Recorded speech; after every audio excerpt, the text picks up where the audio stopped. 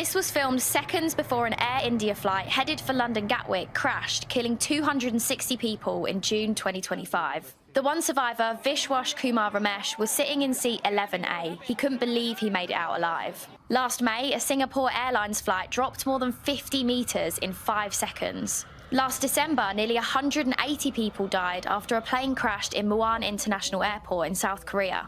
In January this year, 67 people died after a passenger plane collided with a helicopter in Washington, DC. In February, this Delta flight skidded along a runway in Toronto in flames before flipping over.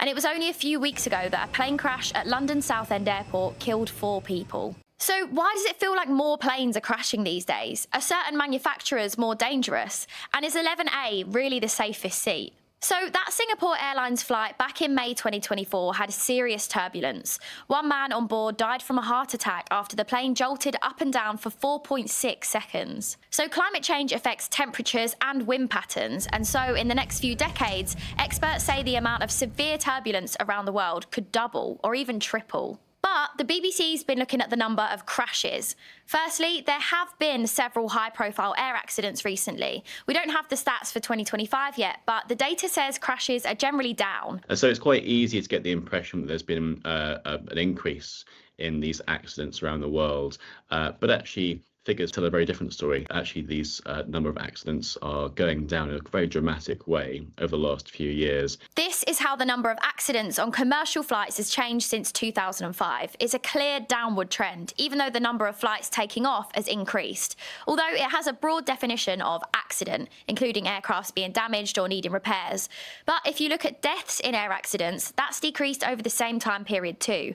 And the few spikes just reflect a few major disasters. Of course, being up in the thousands of feet in the sky, we get the impression that maybe this might not be the safest form of transport. And then of course we have quite a lot of high profile cases involving manufacturers like Boeing that sort of adds this other elements to it as well. So of course it's on the forefront of our minds. But when there is a crash, the public are really interested in it, hence why it's all over social media and news outlets. So it's not necessarily happening more, but we're just seeing it more.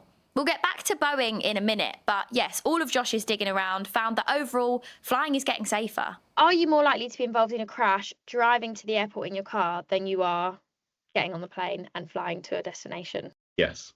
That's very reassuring to hear. This website ranked the safest full-service and budget airlines for this year, using factors like fatalities, number of incidents, and pilot skills and training. Air New Zealand, Qantas, Cathay Pacific, Qatar Airways and Emirates scored highly for full service. And for low-cost airlines, HK Express, Jetstar Group, Ryanair and EasyJet were at the top.